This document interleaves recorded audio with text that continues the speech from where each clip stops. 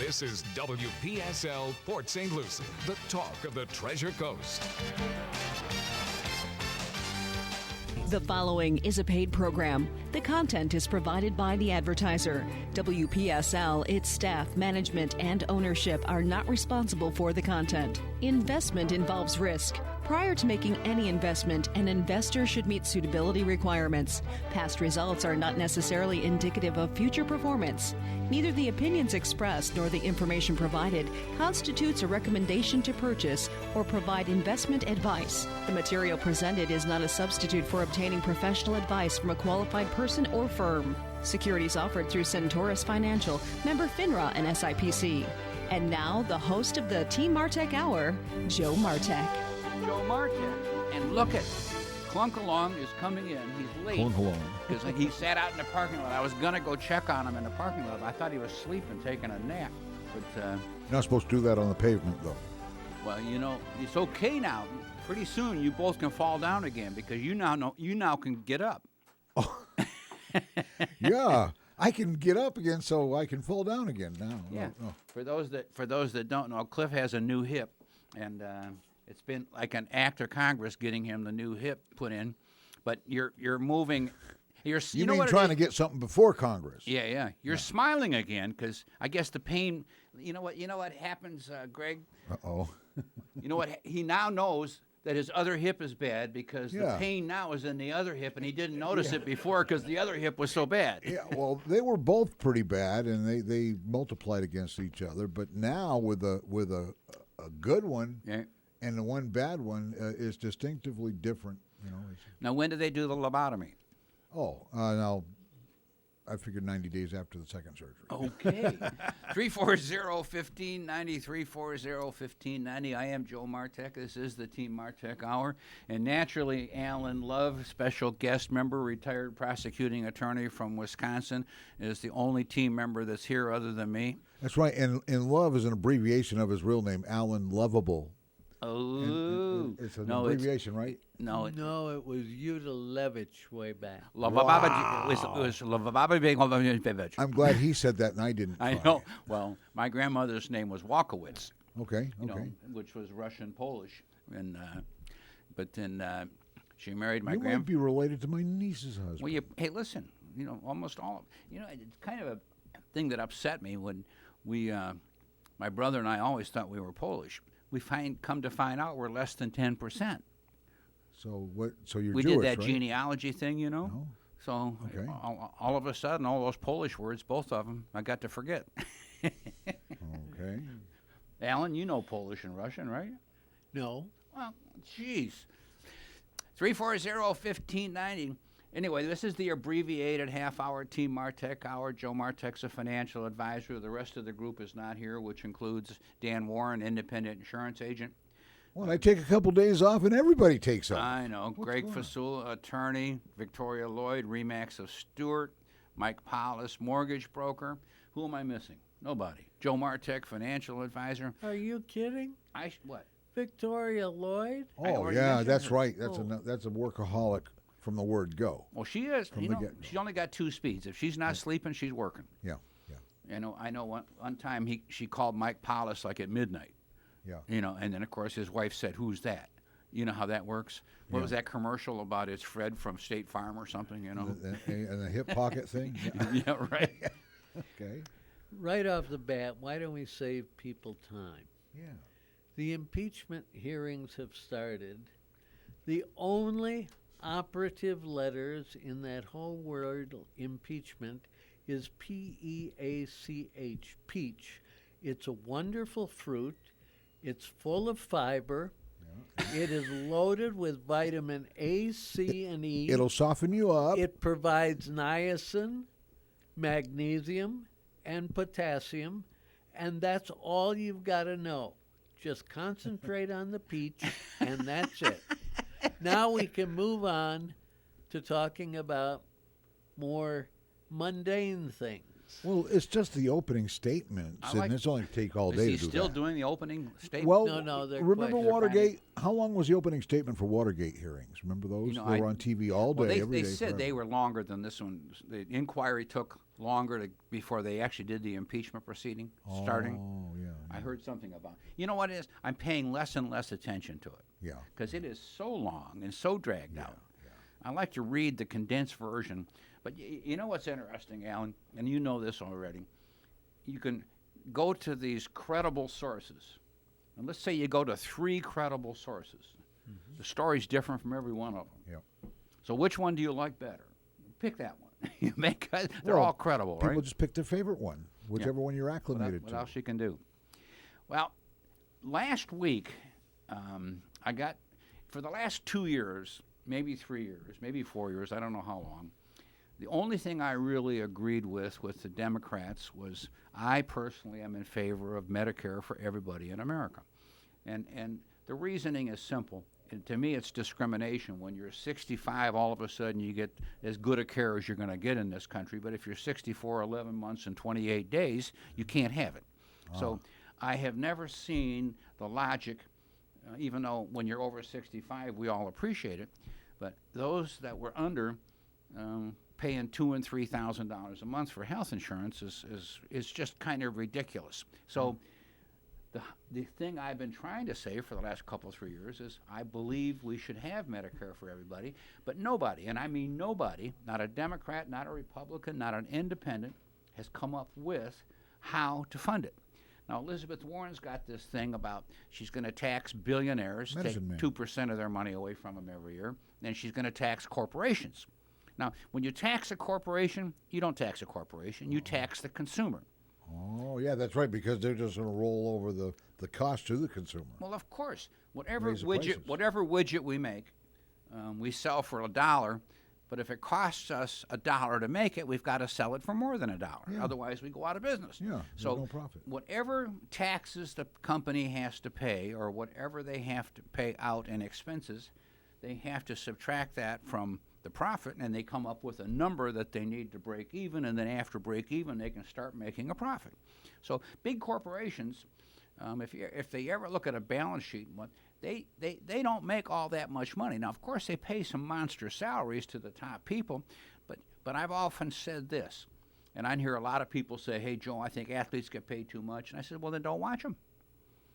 What happens is, in my opinion, this is America. Supply and demand. Everybody gets paid exactly what they're worth, because if you don't like it, you don't buy it, you don't watch it, you don't do anything. So that guy's getting $10 million a year, and you're complaining. Why? But you're watching him, right? Yeah. Okay. Well, guess what? He's earning it. So Yeah, because you're watching them. yeah, because you're watching them. So whether it's in the newspaper, the TV, endorsements, however they get their money, there are certain people that have always been at the top of the spectrum and certain that are at the bottom of the spectrum. In the meantime, 11 months, 25 days, go die. Oh, wait a minute, stay alive for 5 more days, and we'll get you great care. Now, you've already been fighting, Cliff's been fighting for months with the medical system, Well, yeah.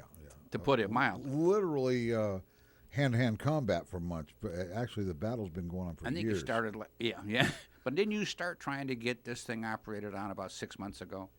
Actually, it was our first scheduled surgery was the end of April. So isn't April and 6/10? This is now 11. This is it's 2019 now. May. Oh, April of 18 of 19, April of this month. of this year. Well, that's 6 months ago. Well, 7 months. Yeah, 7 months ago, and there have been 4 schedules, and the first 3 were canceled. The third one was canceled while I was on the operating table in the operating room, and then on top of that, I couldn't get any of my calls returned. Of course. And in the meantime, they decided to switch me around and. Well, you know what happens is, and I was doing this yesterday with a client of mine. I said, wait a minute, you're using logic again. Yeah, that's Logic just doesn't work. No. Every time somebody does what they're supposed to, I am really surprised. I really am, because I don't expect people to do what they're supposed to do. I expect aggravation. You've heard the old expression, when you do something right, no one remembers, and when you do something wrong, no one forgets. And well, you know, there's a lot of truth in that. Yeah.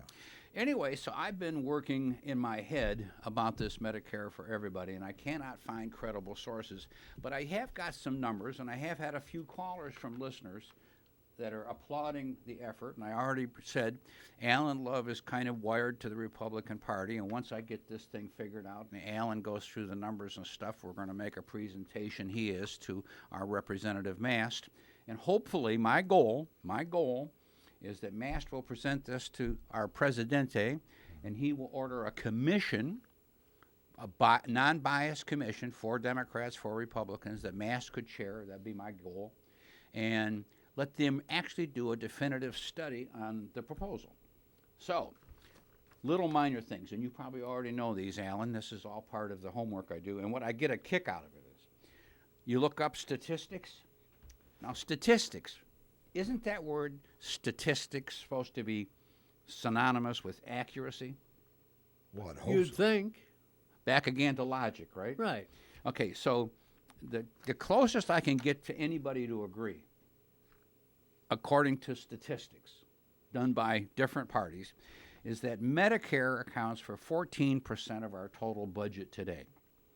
That's $626 million. Got it? Yes. However, there's 52 million people over 65, and they're spending about $10,000 apiece.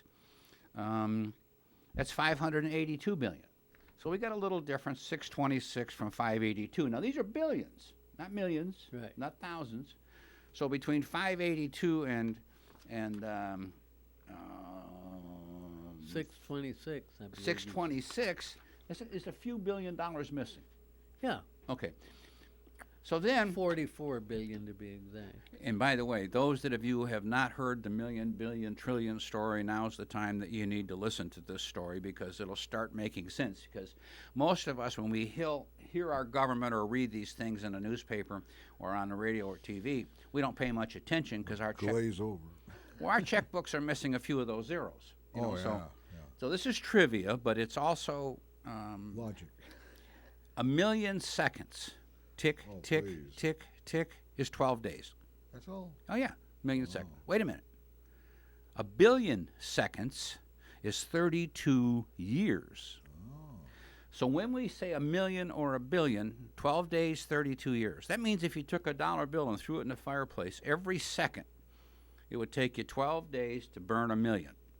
But it would take you 32 years to burn a billion. So now, what was our difference? Our difference was 44 billion. 44 billion times 32 years. That's just a few bucks. That's a problem that's easily solved, though. Stop burning money. Oh, very very good, good. Cliff. You know what? We used to have a good producer in here. Oh, that was Carol, but she's working children with the kids. You forgot all about. Greg's not that good. Oh. Oh, Veronica was magnificent. You kidding me? Yeah. We loved her. Anyway, and she's much better looking than you. Absolutely. So So if anyway, I had prettier hair. So here comes more statistics. Now, understand, what I am trying to find is a way to fund Medicare for everybody. Okay. My proposal, loosely, is that we tax groceries, which is one thing that's not being taxed today. You know, every free country on earth except America has a big value-added tax. If you go to Europe, all the Eurozone countries are somewhere between 23, 24, 25% added on to everything you buy to pay for their social programs. Now, understand, we are not a socialist country, but we do have Social Security. We do have certain programs that are social programs, and that's just the way life works. Okay, so now they spend roughly 10,000. This is supposed to be government statistics, you know, close as I can find, credible sources. Per person, $10,739 a year for Medicare. Wow. Now, understand, the 65 and over group is not the healthiest group. Cliff, how old are you now? Well, I'll be, if I live to my next birthday, I'll be 39. No, I'll be 62. But you look much older. Oh, thank you. You're welcome. Anyway, so the concept of $10,739 a year, that's a pretty good chunk of money, right? Yes. Multiply that out. That ends up being 582 billion. Right. Back, remember the million billion story? Yeah, So it's yeah. 582 billion. Now, Have you been watching the tube and all lately? And every minute there's a commercial on for an HMO or a PPO, which is called managed care. Of course, and their infomercials are like 4 or 5 minutes long sometimes. Now, these things cost money, right? Yeah. Lots of money. You got to pay advertising. Millions costs of for this. dollars. Yeah. So what the Medicare does, it basically gives an HMO company about $1,000 less per inmate, per member. I call us inmates, so are over Absolutely. 65. About $1,000 less. And yet, these people can not only provide the medical care as Medicare does, but they also now can give you glasses, wait a minute, dental, wait a minute, free memberships to a health club, wait a minute, meals, wait a minute, we can drive you to the doctor, wait a minute. You've been watching the Joe Namath commercial. No kidding. That's what he's selling. So, and he said, I got all the benefits I deserve. Now, wasn't he an NFL guy? Didn't he make There's- oodles of money? Oh, Joe Namath? Yeah. Yeah, he made oodles of money. But guess what? How long did it take him to do that commercial? Right, right. Okay, so it runs 1,000 times a day, Yeah. but he took probably 1 hour to make that commercial. He may have had to read for 2 hours to study a bit. Yeah. I think they got Zonka on there doing it too. But anyway, hey, the whole concept is these companies are getting paid $1,000 less per inmate, and they can afford to give all kinds of extra benefits because they're profit-making companies, you see, as opposed to our government, which is nonprofit, right? Right. And they give tons of stuff that Medicare does not cover, and most of them are limited by the way the government works to no more than, no matter what, $2,500 a year out of pocket. So that, and they got prescription drug coverage, you name it. So I had one of my clients call me yesterday, was a little bit, said it's not fair. I've got a F plan supplement which pays everything that Medicare doesn't pay, but I don't get dental, I don't get glasses, I don't get trips to the doctor, I don't get food, I don't get home care, I get nothing, compared to what the HMO gets, or PPO, which gets less money than Medicare spends. Wow. It's kind of a coincidence, wouldn't you say? Or is it just an oxymoron? Or it's got some kind of saying that should go with it that just doesn't make sense. Yeah. I'm trying to... Alan, you're not helping me. Isn't there something here that's logical? The initials BS kind of come to mind. Yeah, right. PMS or BS, one or the other. Yeah, some kind of acronym. I mean, are you with me on this? Yes. The problem, I think, is that these companies may be able to do all this because they have a smaller base of people. You want to cover everybody in the country, where these HMOs and PPOs, their client base is much less. So, but it still comes out per person cost. I don't care how many people you've got.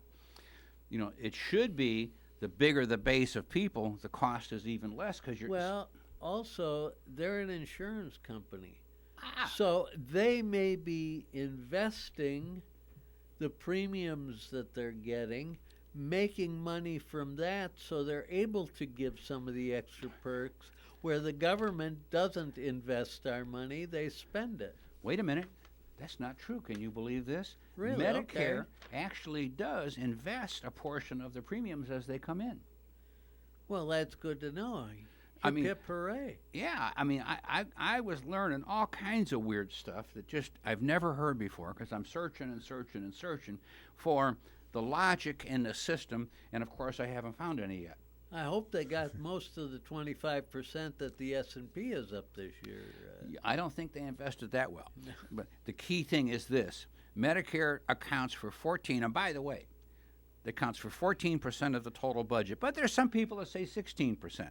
And there's some people that says our total budget interest cost per year is 6%. And other people say 9%. These are both government statistics, by the way. So these are credible people. Oh, yeah, government statistics, Yeah, yeah. credible. Credible. Those words don't Is fit that an together. oxymoron, right? Something like that. Yeah, yeah. Almost. So what I am trying to do, Alan, and you know we're trying to do this, and I'm going to enlist more of your help here because you're more mathematical than I am. We're going to have to sit down, and I'm trying to put my stuff in some kind of logical order so I even understand it, is that my game plan is to have something cohesive written up that Alan can present to Congressman Mast, who then can take it up steps higher to get an official review of it, which would then bring in a commission, which would spend 6 months or a year trying to figure out how to make it pay.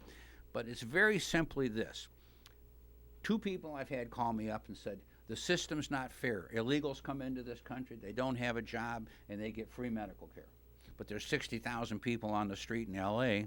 not getting free medical care unless they walk into the emergency room. They're citizens too. And yeah, in the emergency room you get care. The emergency room is and people say, well, the hospitals absorb that.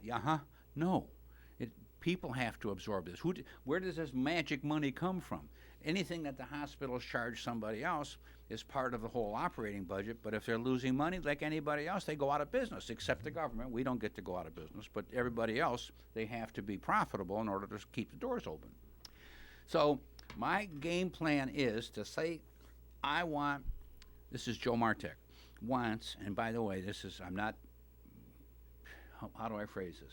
I am not the brightest bulb on the tree, I guarantee you. In fact, I'm probably a low voltage. The whole thing that I look at What you're doing is you're making a proposal that you and other people believe that there's merit in it, but you want to take that proposal to people at the next level that can verify or change it to make it better. Yeah. And then move it into the halls of power and get something done finally. Amen. And, they've been trying since before Kennedy to get a national health care plan, which never have been able to, but they talk about it every election. Well, Truman started it in 1946. See that? That's before Kennedy. I said that. Yeah.